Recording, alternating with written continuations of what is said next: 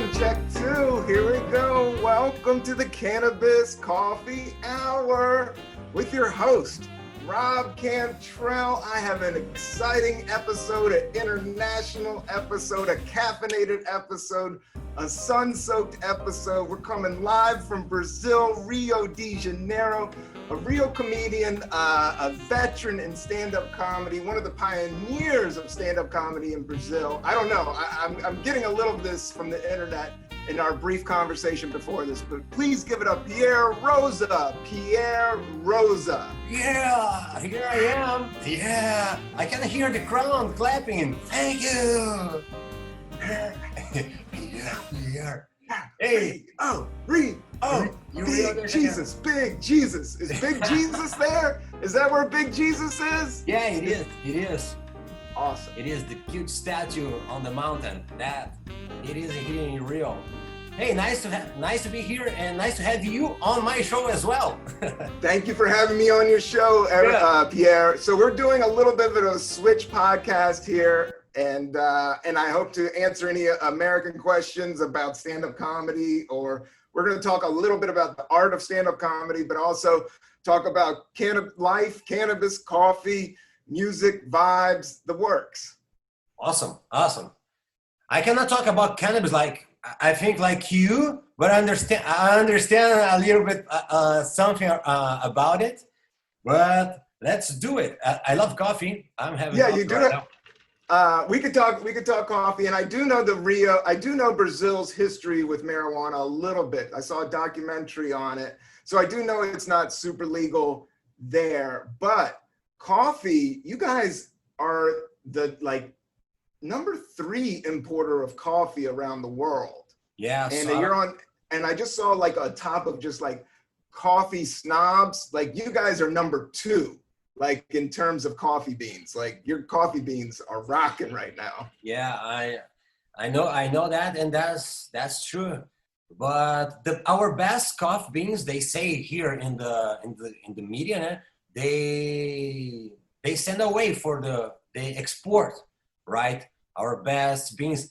But here, man, we have so many kind of coffees here, and people, they really understand about coffee.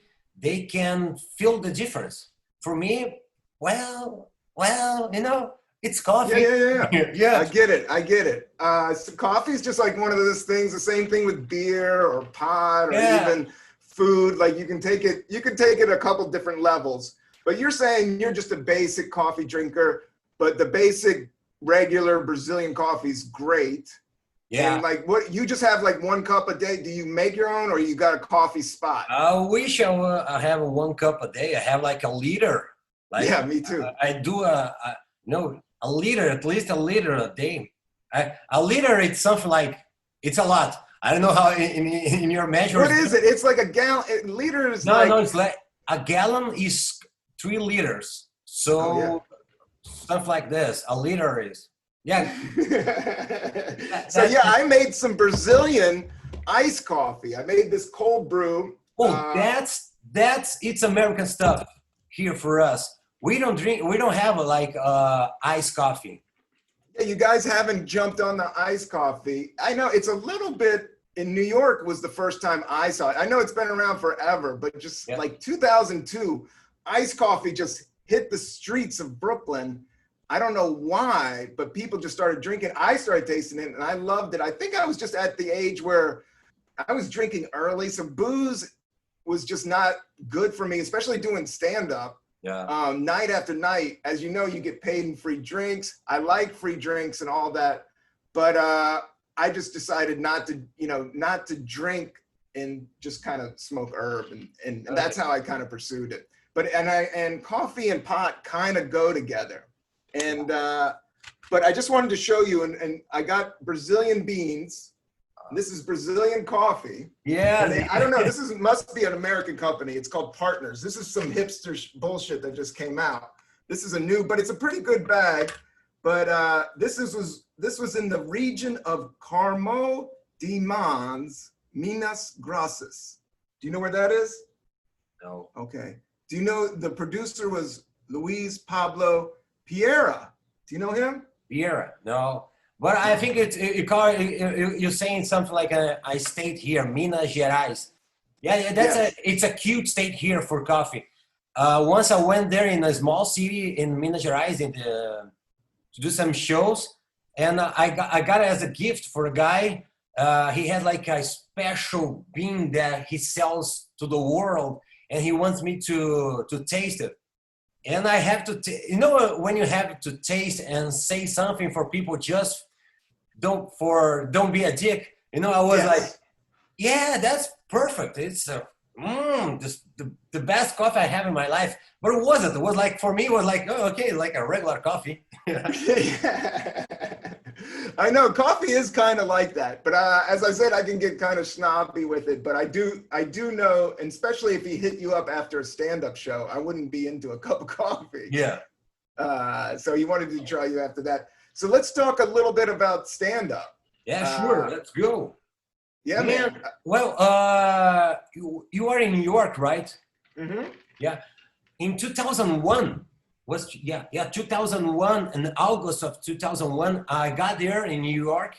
I had to go to Rochester, upstate New York. Rochester. Yeah. So I got to know stand-up comedy when I was living there, like in Rochester and it was a serious time because you got a September 11th. I was there, so and I met stand-up. I went to Rochester to a theater course, and I started doing some theater, some acting. Mm-hmm. And the guys there, the director told me, "Man, you gotta do stand-up." And I said, what is that? I never heard about it. So I got to know stand-up comedy with Jerry Seinfeld, of course, with Jerry Seinfeld and stuff like this. Since then, I'm all up and all in stand-up comedy. Yeah, you got the bug in New York. No, New York is the Mecca, I would say. I mean, you could do it anywhere, and that's the depressing part of COVID right now, that all the clubs are closed down. Like I did my last show March 7th, and I haven't been out. Like nobody. There's some like outdoor show, but the COVID's flaring back up. I've just been laying low. Yeah. But 2001, yeah, I totally remember that time. I started doing stand-up in 1999. I started in San Francisco, but I did some time in New York early on, and I only lasted like a few months, and then I moved back to California, and then I moved back to New York, and it's just it's a great scene here. Yeah, I see on movies and on Netflix, you got and Amazon, you got some series, some TV shows about stand-up comedy, things like this. That's one of the things I want to talk to you about this TV shows that shows stand-up comedy as a easy thing to do. Like everybody can do it. You can be famous very fast. That's one of the things I want to talk to you about it. Yeah, for sure, man. Stand-up is a very hard thing, but at the same time, it's a very natural thing. Yeah. There was a great comic. I want to quote his joke, but I forget what his name was, but he was describing stand-up comedy, and it was like, stand-up comedy is really fun. It's like riding a bike, but it's really hard to make money from riding a bike. Yeah. But you can do it, but to make money from it, it gets a little bit trickier. Yeah. Because here, one of the things here with stand-up here in Brazil is that it's getting bigger, like for the last 10 years, 10, 12 years. I'm sure with Netflix and all of that expanding, all these do you guys have Netflix in Brazil? Yeah, sure. So do you get comedy specials, all the Bill Burr specials and all the Chappelle specials? We got the American here for Netflix. We have like the Americans comedians, right? And we have now we got our own comedians here on huge specials on Netflix as well. Yeah. And and Netflix is I think after YouTube is the biggest platform where you can find stand-up. It's a lot of stand-up shows there. Yeah, totally. They totally invest in stand-up, and it's like 10 years ago, it was all about Comedy Central for comedians, and right now in the States, it's all about trying to get on Netflix. But everything's media and technology, and even life in itself is changing so fast, and everything's kind of opening up. So, you know, with the internet and your platform and YouTube, I mean, you can get your stuff out there. You know, some of the top comics right now are releasing full-on specials on YouTube. Yeah, here in Brazil it's the same. But one of the things I think it's is not like nice about all this technology, all this thing that you can put your show on YouTube or whatever, is people that is start in the business. They already want to put their videos and doing a lot of material, and they don't test material, and they want to get famous very fast. And I say like, whoa, hang on, man, give time for yourself, you know, to learn comedy at least. So that's crazy. I think about this, the whole scene of video streamings for stand-up. But I do think it's like content is changing right now, and it is scary. But I talked to a lot of friends, and you were starting comedy before Instagram, before Twitter, same. And I didn't even think about the internet. I thought about stage time. I thought about notebooks, jokes. I thought about killing. I thought about bombing. You know, and now it's a lot of social influencers and stuff like that. But the thing is there's so much mediocrity. There's so much mediocrity right now. If you get up above, just a couple levels above the mediocre, it's gonna go, because it's gonna look amazing. So that's what I just try to stay positive, and just like, because it does get overwhelming. Like all of a sudden, like everybody has a phone. Like, you know, like anybody can open up their phone and be like, yo, I'm doing this right now. You know, I'm doing a comedy special right now. How's it going? I'm going live on Facebook. Everybody, your grandmother, your cousin, you know, dogs, everybody can do that right now. So there's just a sea of mediocre. But I think if you just strive a little bit higher, it's going to go great. You have to improve yourself to do that, right? You got to learn. Yeah, you got to learn. You got to you got to do the real work. Yeah, I have here in Brazil a comedian for the 70s. The guy, he says that stand-up comedy is the most. Now I got lost in translation because I have his thing on my mind in Portuguese. But is the kind of comedy that everybody can do it. I mean, it's open for, if you have a talent, you open to stand up. You know, you just have to go there and do your jokes. Different as if you are a clown, or if you are an actor, you need more. Or a filmmaker, it costs a lot of making. Like filmmaking is one of the most expensive art forms ever. I remember I tried to take film classes in college. And it was like, you didn't have to buy textbooks. This is back when you had to buy like film and like real, and it was like expensive as shit. I just dropped out. I was like, I'm not doing this. I'm doing English. I just have to buy a notebook doing that. But it's the same thing. That's what's so dope about stand-up comedy. And that's what's so exciting, to have international people jumping on. I mean, stand-up comedy is like, you could say you're the best or whatever, but it's like, it's really that, it's that moment, you know, whoever's doing it, you know, it's whoever's doing it. It's whoever's really doing it is really doing it.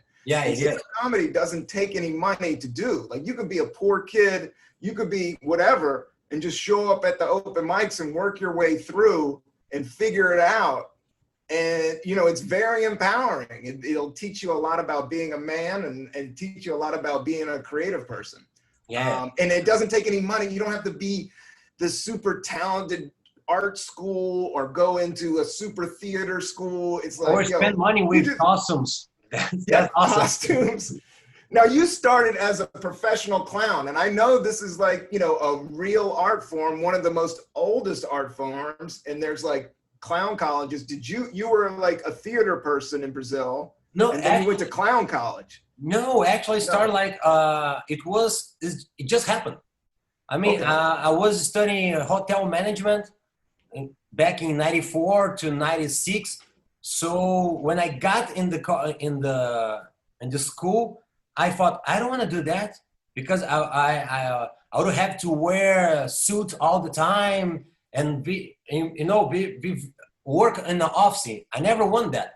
So inside the hotels, I discovered there was the leisure. They call the leisure sector.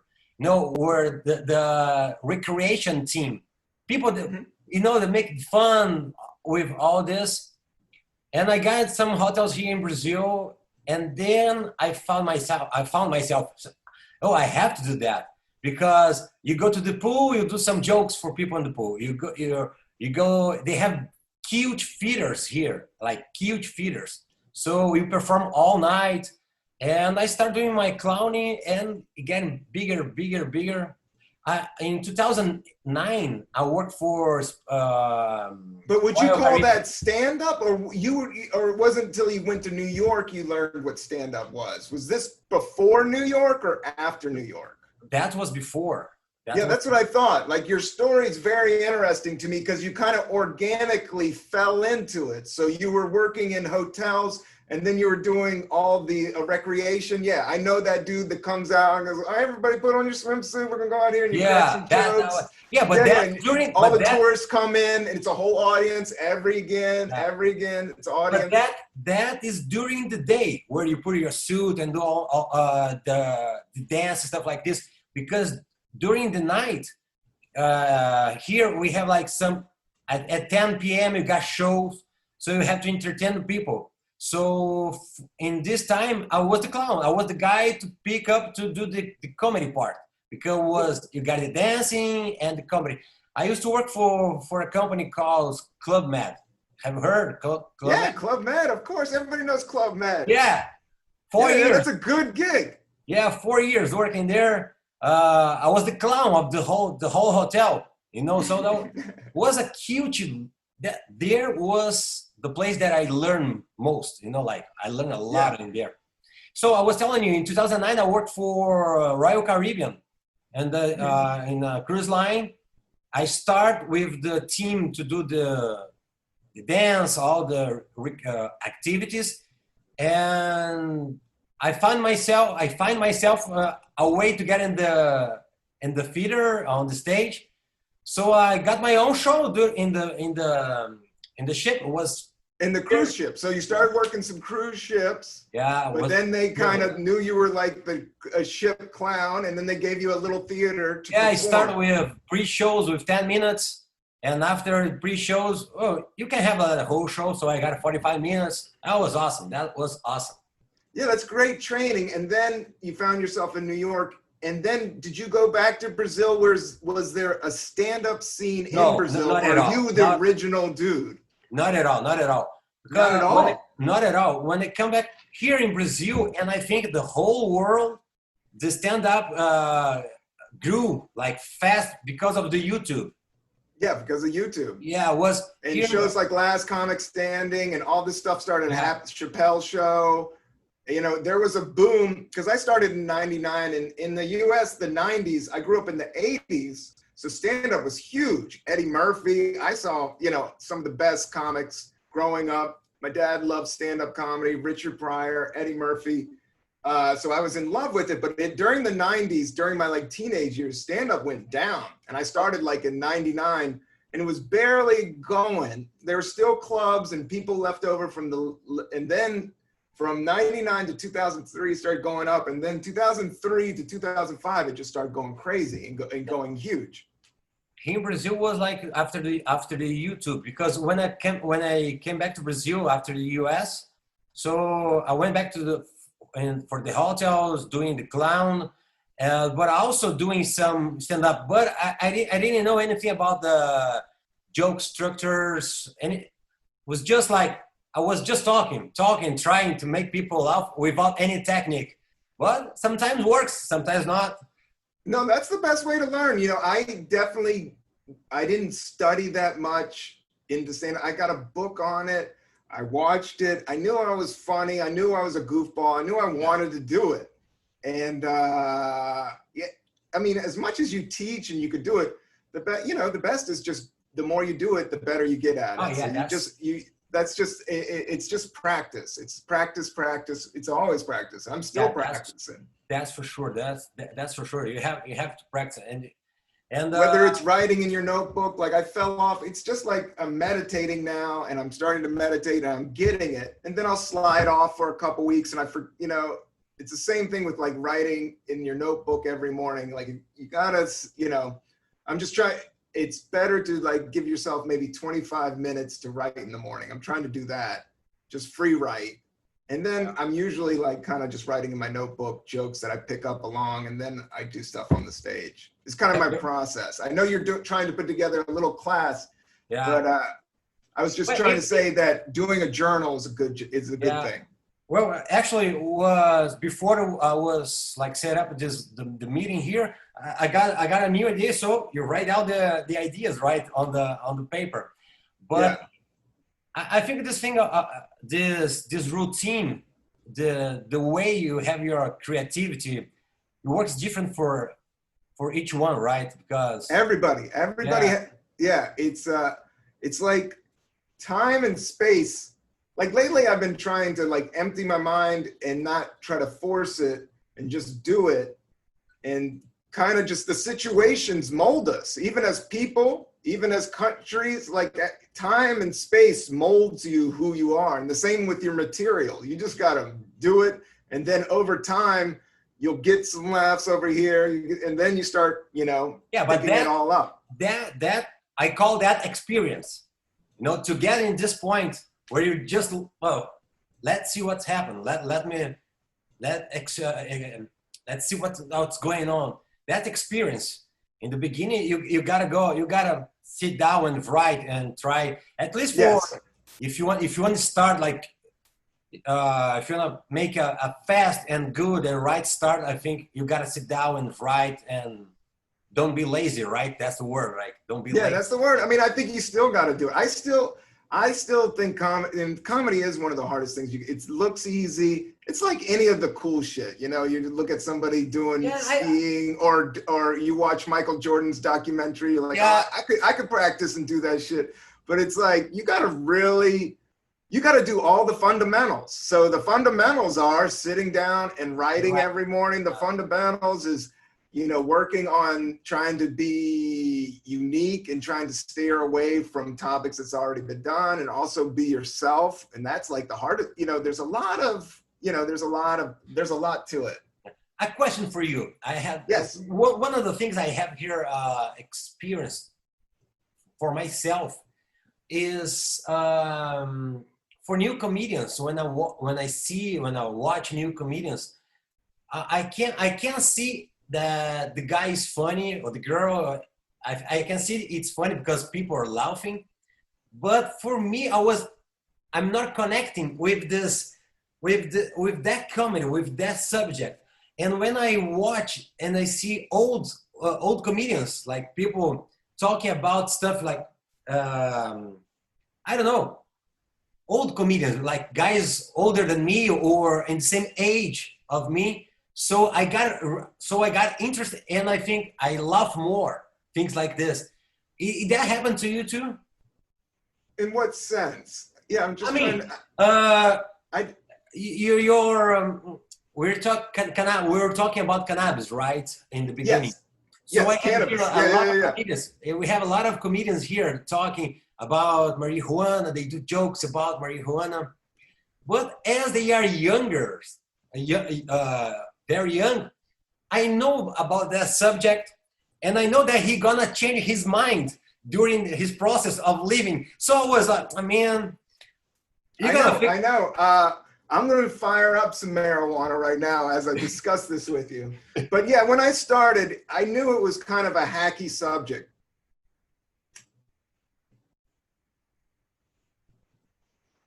But I do think it's important for the planet, and I do think it's important for it to be legal, and it's something I do. I remember talking to somebody, and I was the same way. Every comic that went up would do jerk off material, talk about beating off, masturbating. It was either masturbating or pot. They were million jokes. You've heard every one, you've heard every term. But when you're 23, that's pretty much what you're doing. Yeah, that's so the you're gonna end up. So yes, you do have to evolve.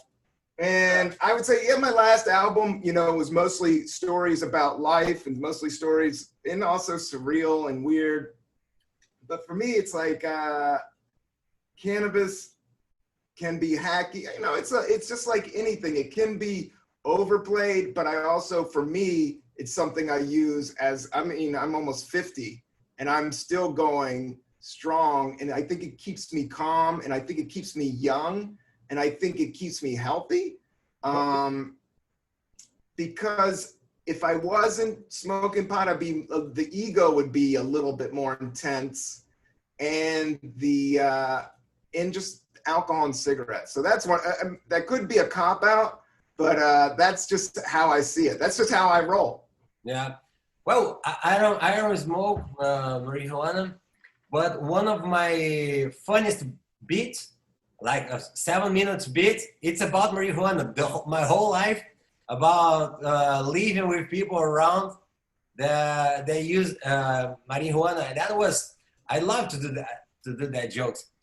And well, tell me something. It's just a human thing, I do think it's a part of human civilization. It's just like the thing about even crossing cultures, something on the road with stand-up comedy. Sex is something that's why people talk about it so much. It crosses all classes, all cultures, because everybody has it. The same thing with fart jokes. Yeah. Talking about defecation, doo-doo, all that stuff. Yeah. Because it's universal. So it's, so if you go too in your wheelhouse, sometimes you got to go broad. And that is something about getting older is nice. You do have more experience and you can talk about family. I'm married, I got a kid. I could talk about that on stage. But at the same time, I'm still smoking. Yeah. And tell me something now. One of the things here we were talking before it started is for Brazilians here, we are like in this business for stand-up here 15 years. Since 2006, 5 stand-up started here. And as I was saying to you before, for the beginners here, the people that are starting in comedy, they think, I don't know if all of them, but the people that I was talking, they are saying that, in the United States, to be a comedian, it's very easy. Everybody can do comedy there because you got more places to go. So it's a easy place to build a career as a comedian in the US. Is that true? I mean, I haven't lived in Brazil, so I can't really say. I can't, but I do. It is no, it's hard. It's New York is just in New York and LA, and I've worked in San Francisco and I started in DC, which are like secondary cities, smaller cities. So I knew the scenes, I knew the bookers, I knew the comedians, I know who's good, I know who's bad. But when you start messing with like New York and LA, there's just so much salmon swimming up that river. There's only 1 or 2 that can jump over, and it all kind of bottles neck. So you have to, even just to get on a regular show, you have to be good. Like everybody's good. But even to make real money, to break through, you got to be fucking great. You got to be amazing and do a couple different other things. So it's hard. It's hard no matter where you are. I mean, the famous quote from the guy who, famous quote, dying is easy, comedy's hard.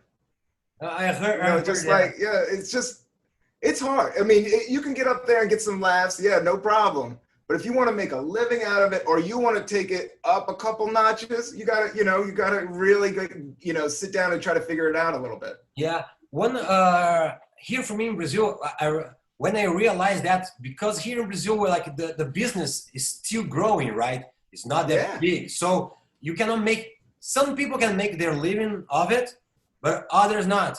So during a time, I was trying so hard to make my living of it that I was living like crap. Not crap, but it was hard.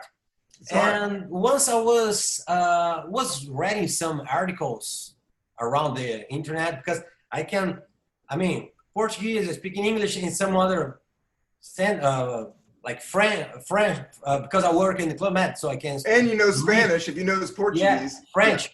So I read something that was very interesting. You can be a professional comedian and also have a day job. And that blew my mind. I was, whoa, of course I can do that. And here, there are a lot of artists in general, right? We want to live from our art. But sometimes you gotta realize that, whoa, you can do your art, but you can also find another way of living. And that's a real thing there in the US for the comedians. Yeah, I had jobs all through my first 5 years, but I was lucky. I got on TV, and then I didn't have a job I got on TV. I was on the very first Last Comic Standing. I was in top 10. I was repped by Barry Katz. I toured with Mitch Hedberg. We did theaters all around the world. Wait up. You knew Mitch Hedberg? Yeah. Good friends. Man. I did theaters with him. I did theaters with like 1,500 people. Yeah. Fuck, man. And I knew him in the club level. He was a very sweet dude. Sweet dude, good dude, comic to the core, joke writer, cool as hell. You know, what happened to him was really sad. He was like the first dude I knew that did heroin. It was like, he was so funny and so cool. And then an older comic, I remember I was opening up for him. And he's like, yeah, you know, Mitch does heroin. I was like, what? I don't know anybody that does heroin. Nobody does that. Everybody smokes weed. What is he doing? You know, it's so, but I don't want to judge in any of that. So it was sad because I was there, you know, I was around when he passed away. I was touring with him a few of those times. I wasn't on that tour, but right before that tour, I was touring with him, and it was slowly getting worse. But yeah, he was just, his joke, he was amazing, dude. I did a whole week with him in Sacramento. We did like 7 shows, and then I did theater tours with him and this other guy, Stephen Lynch, was a guitar comic. But yeah, Mitch was the coolest.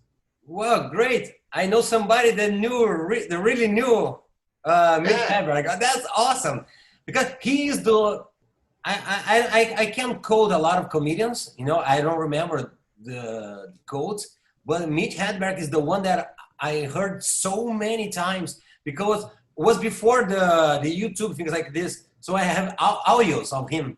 I always listen. His audio is great, yeah. The way he built the jokes, for me, it's insane. I never found any other one that make that kind of work.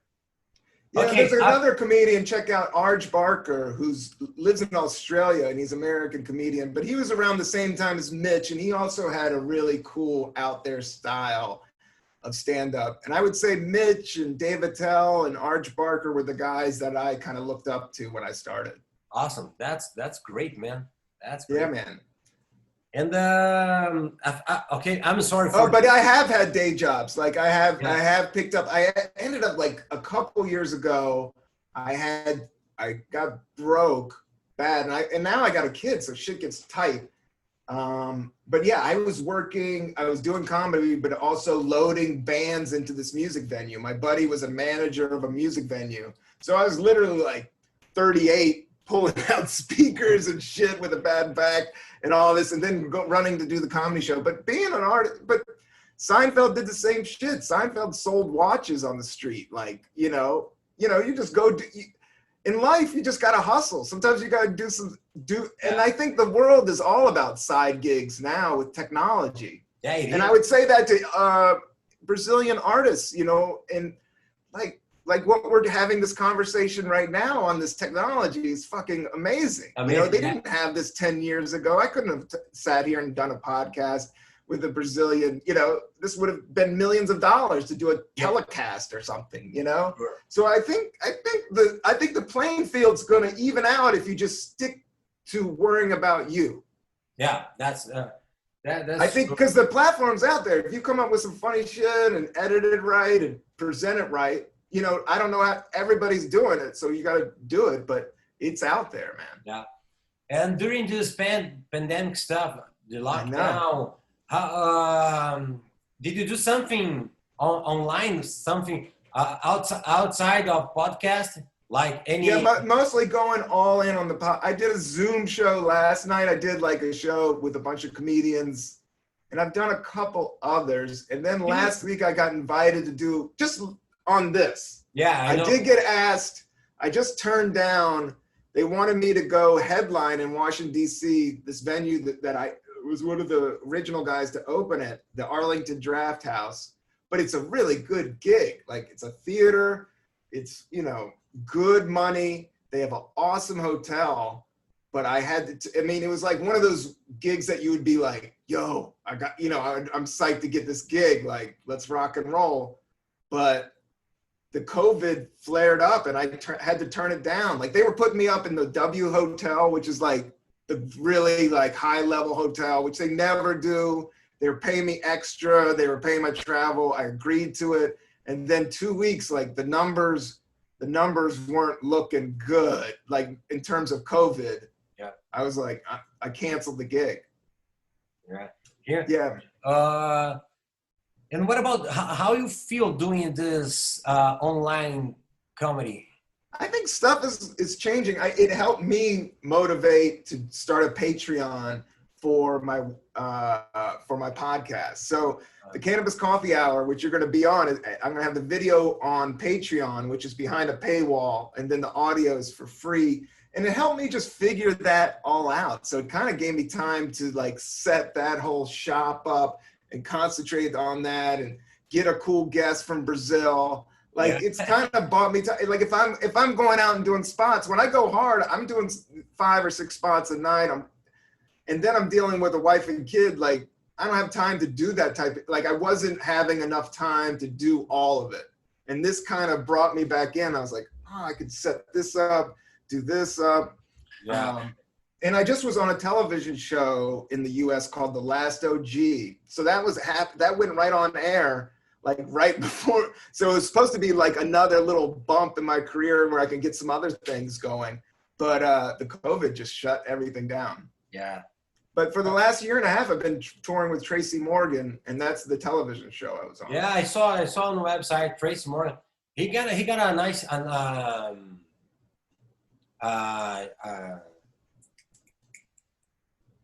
oh my God, a special on Netflix, I guess. Yeah.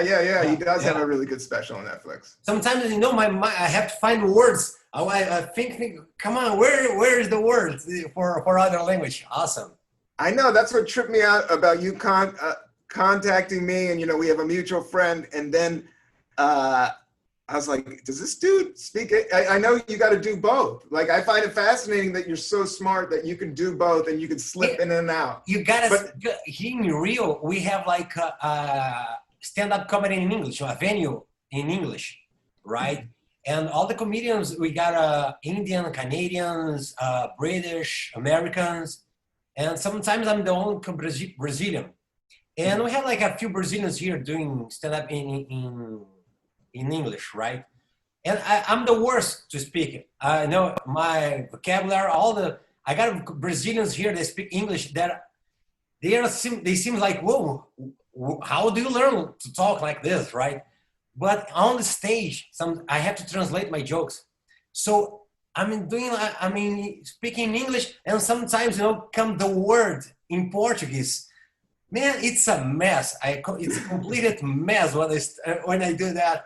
And it seems like the people like it to see things like this. Oh, the guy that don't speak English. Let's see him. That's awesome. Yeah. I'm sure people can relate to it, man. Because the world is a big place and everybody speaks a couple different languages, you know? Yes. So, drink. Yeah. So I can speak 5 languages if I drink. If you drink, if you got a buzz on, you can slip into German. I have a friend here. He got a French friend that sometimes we met in the parties. And once he came to me, he started speaking French with me, and I said, "Hey, hold on, my French is not that good. And he said, yes, your French is pretty good, Pierre. You just have to drink. You know, I have to, I used to work in Club Med, so we speak French for a long time. Yeah. So it's been like 12 years, 15 years without speaking French. So I think I forgot, but sometimes it just come back. Yeah, it just slips right in. Yeah. What's the venue that you saw the American comedian? What was the last American comedian that I might know that you saw in Brazil? Like maybe that came down and did a big tour, or do they come down? No. In Brazil, we don't have Americans coming. For tour. We have here in Brazil the biggest, the famous comedians here. They have some comedy clubs, things like this. They try to bring. I heard they tried to bring Jerry Seinfeld once here, but it didn't work. But Americans don't come to Brazil like. It's such a far trip. But I hear it's one of the it's not about the trip. I think it's more about the language, right? Because the language is gonna be a trick. You're gonna have some like 1 or 2 nights of the show, but the language it's a problem. Yeah, it's probably is a deterrent 10 years ago, but as comedy and Netflix and just like the technology of globalization, I think it's bound to happen, because it's bound to happen. Just even the last 10 years that I've been doing it, you never used to hear of comics like touring Europe hardcore, but now like it's kind of a basic plan of like kind of some of the upper level guys like tour the US clubs and then go make some money, and like they have their runs now. They have their theaters in Scandinavia, and like these were countries that really weren't as open to stand up, but in the last 10 years with Netflix, I think it's just becoming really just a regular thing.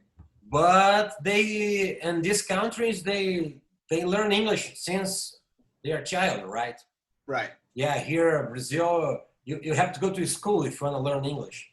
That's or doing like me, start listening rock and roll and take out the lyrics. What this guy's insane. That's how.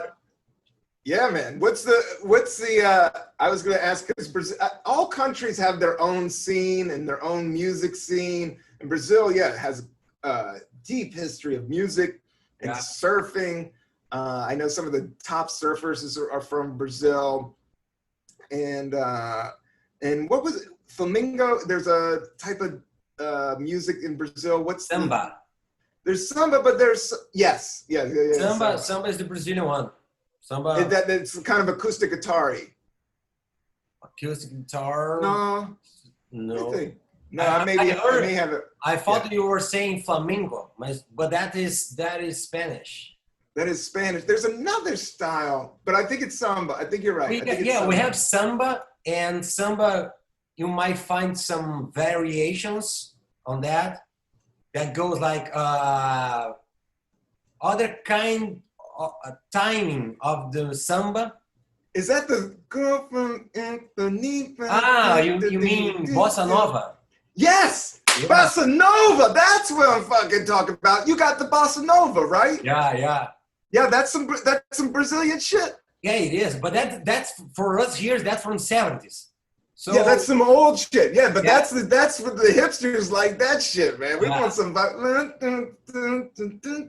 yeah, I know the samba, and then the martial arts. That's a dance that always trips me out. I think it's dude, that shit is heavy. I love that. That's kind of like a mixture of breakdancing and martial arts. It's like hip hop. It's everything, man. Yeah. It's all about the drum. Did you ever get into that? Do you know about that? No, actually, I'm totally in Muay Thai. You know, I'm fighting for 15 years. I'm also a Muay Thai instructor. So capoeira was never my thing. Because of all this dancing, for me it never called my attention, but I know it is hard. it's a very dangerous martial arts, but they say it's not a martial arts, it's a game. They call it game here. Yeah, I wouldn't use it like against an MMA dude. Like if I was in I wouldn't be doing. No. But I'm more of hip hop. Like I love breakdancing and New York hip hop. Like for me to check that out, athletic, like just to see the rhythm and the dance and to see it, and then the history of it. Isn't it like it was slaves? Like actually, like there's a crazy history to it where it was slaves in Brazil, and they would message each other through dances, and then they would somehow do a little dance just for self-protection. Am I getting that wrong or right, or am I being racist? No, that's right. It was like for the white guys don't realize they were training. Yeah, they were training secretly. Yeah. They do the moves. It seems like dancing, right? Yeah, it seems capoeira comes from the dudes from Africa. They brought the guys from the slaves from Africa to Brazil, so they start. Where here in Brazil got cute. It's a cute. It got huge. Yeah. You see it here. You see it here in the States sometimes. But all these things are fascinating to me. But even more fascinating that stand-up is hot in Brazil. Now, do you have a room? I did see a video of you, and there was like a bicycle. It looked like, any other like coffee shop room in New York. Do you have your like local spot that you just run and do your material in? Is that there? Where the young kids? That place, it was my, because here in Brazil, we work like this. We have some comedy clubs, not a lot. I think in Brazil, the whole Brazil, you might find like 15. The whole Brazil comedy clubs. You go to theaters, okay? You can perform in theaters, but usually we do groups, and groups they go to a bar, and in this bar you have one day at the of the week, one night of the week, and you perform there. And that place with the bicycle in the back was we call this. Porão da Comédia is forgot the name for Porão. Gymnasium? Yeah, Porão da Comédia. But it's the basement of comedy. Yeah. And man, the place, it's unbelievable. I mean, the best place in Brazil there was for comedy, because you got to go down, and was for no more than 50 people. 50 people there is gonna be crowded. So. And the guys in the crowd, the people was right in front of you. You do one step, you are on the stage. So if your joke were not that good, and if you bomb, you go to your home to cry, because you're so close to the people. And that's how New York is, man. Yeah. That's how all these rooms are, man. It's literally, there used to be a room that was like a closet. Like it was literally like a closet that was like 17 people. And there was a comedy club, and then they had a side comedy club. This is the New York Comedy Club, one of the oldest, been around since the 80s. And the guy that ran it was cheap as hell, like just ripped people off. But he had this like side room. And I remember I had to do a set in there. But there were all these New York comics, and they were destroying, because it was like this small fucking space. And the tourists were literally like on top of you. And I have a good set, but it was scary as hell. But yeah, there's also all those shops that, if you bomb, you go down hard. Yeah. Because they're right on top of you. That place, but unfortunately. But basements are good for comedy. Yeah. But unfortunately, we left the place, new directors, so we have to leave the place. What was things change. Yeah, 2 years there was awesome. One of the things I forgot to mention, when you mentioned like 3 or 4 times that comedy, it's hard to do it. Do you really think that? I mean, it's hard to do it. To do it good, to do it really well. Yeah.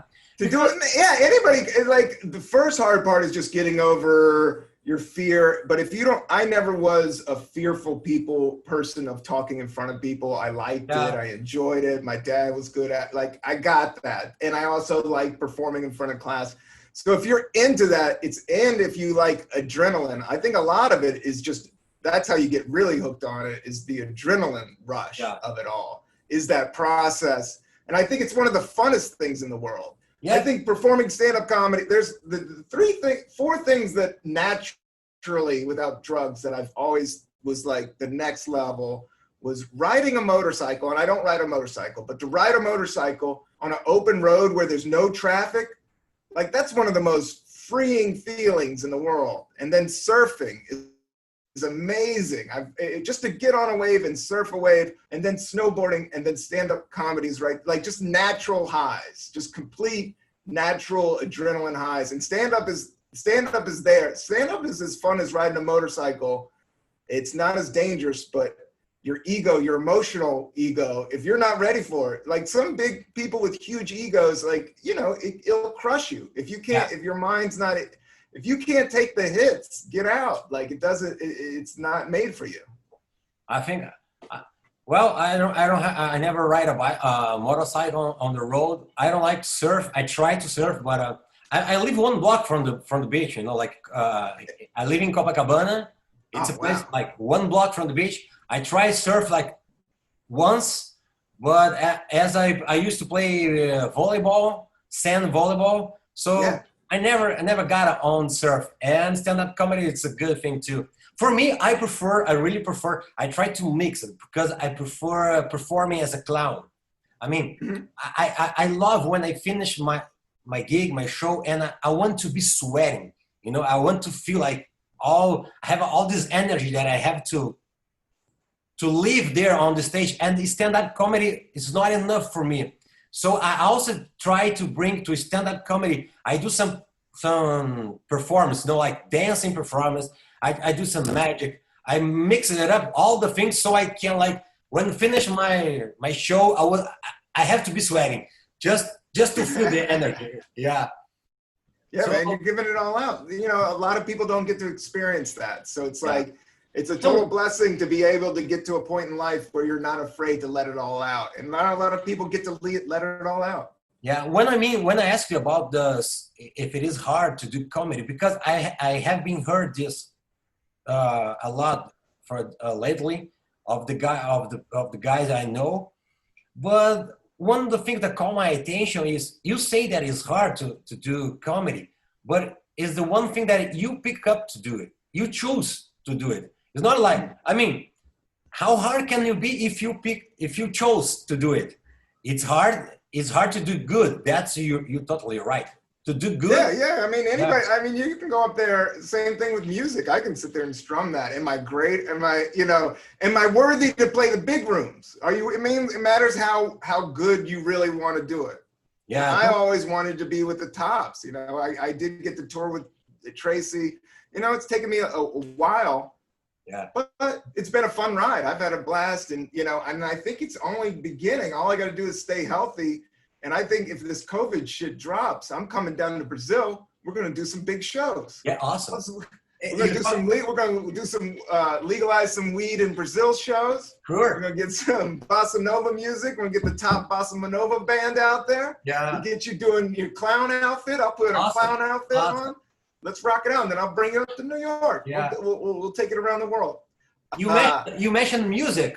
You know, I think for me at least, I am a frustrated rock star. You know, I spend so much money on how to learn how to sing that I should be a singer, but I'm not. You know, I love music so much, but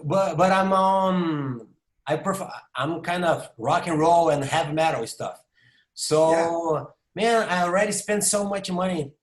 And the older you get, it's harder to listen to thrash metal. I know you're probably into thrash. I don't like thrash metal. You're not into Rage Against the Machine, Metallica. That's what I'm reading.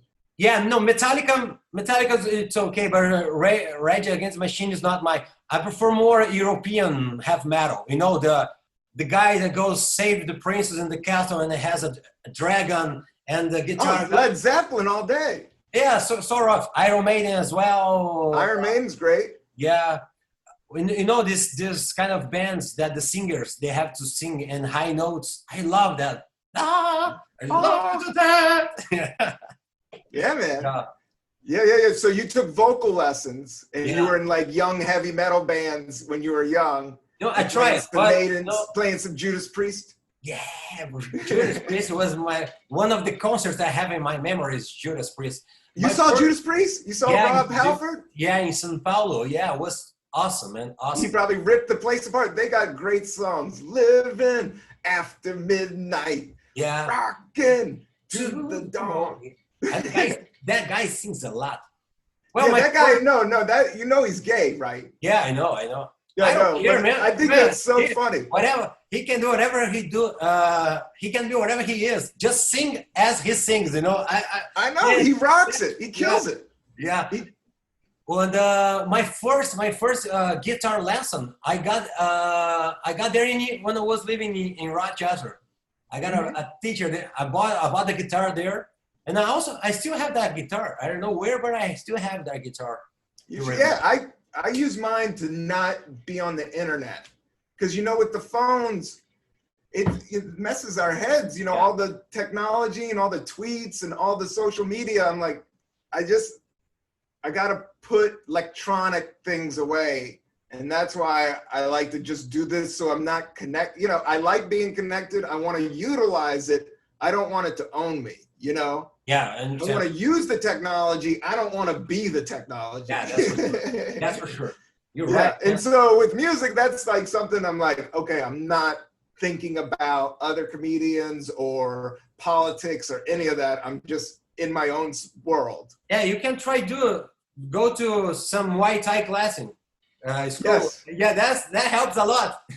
Oh, Muay Thai? Muay Thai, yeah, the Yeah, I should do some Kung Fu. my new thing is I'm stretching. Like, I'm all about stretching, and I'm all about going to the pull-up bars. Yoga. Yoga. Oh, love it. But I do my own yoga. Like, I don't think there's anything. It's just advanced stretching. It's just very special stretching. But my new thing is these Tibetan stretching. It's all from Tibet, it's supposed to keep your body completely young, and it's the 5 Tibetan rites. And you do these 5 simple exercises, and it only takes like 10 minutes, but they're like stretches. They're kind of like ninja push-ups, like judo push-ups. Yeah. Judo push-ups, a back bridge, and then they make you spin around 20 times just so so you have your balance. Like, it's really so simple, but that's what I've been doing every month. That's been my exercise, my new exercise. As I used to say, whatever works for you, it's right, man. You got to do it. Yeah. If it works for you, it's fine. But right now with COVID, you can't be rolling around on the mat with anybody. No. Actually, here in Brazil, in Rio, they already reopened. I think New York as well, right? You can go. No, man, but the word on the street is it's firing up down south. Like, Florida is like skyrocketing, and then even in the Midwest. But that's like this morning. Like, I put like this morning, so it's like I still think there's some work to be done. I still think there's we need to social distance and wear your mask. Yeah, that's here. As I told you, as I live like 1 block from the beach, sometimes I go run on the jogging on the beach. You gotta, not on the beach, but on the sidewalk. So you gotta just a few people around using the mask, and man, we have to survive of that. I know. It's I hope the best for everybody. And it's tricky. I think there's a little bit of ways to go still. Mm-hmm. Hey, Rob. But I think it's exciting that, I'm talking to a dude from Brazil for the podcast. So yeah, for me too. It's exciting talking to a guy from New York. So yeah, man. A real comedian that really works with Mitch Hedberg. That's awesome. And I was watching some videos of yours. You have a daughter, right? Yeah. Yeah. No, I got a kid. I saw a video like 6 years old. How old she is? She's 9 now. 9, yeah. I like that jokes. I have a daughter too. She's 7 months old. Oh, She's 7 months. You got a yeah, little baby. yeah, Oh, little baby. congratulations, Pierre. Yeah, Congratulations. so It's a great ride. yeah, during all this pandemic stuff, you know, and my days never were boring. I always have something to do with her. Oh, she's crying, take care of her. That's during this time was where I put all my energy on, so I can live. Yeah, that's what I'll say is like once I have a kid and a wife, like comedy's great, but it'll break your heart.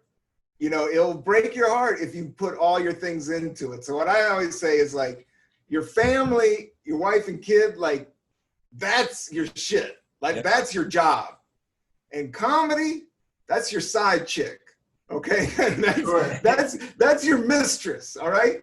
That's how you get away from the family and so you don't drive them crazy. Yeah, that's for sure. Well, my wife says that. My wife says that you have to really go back to do some shows because she doesn't want me anymore at home. Oh yeah, my wife and kid are sick of me. They're completely sick of me. Yeah. I'm all over the map. I'm bouncing all over the thing.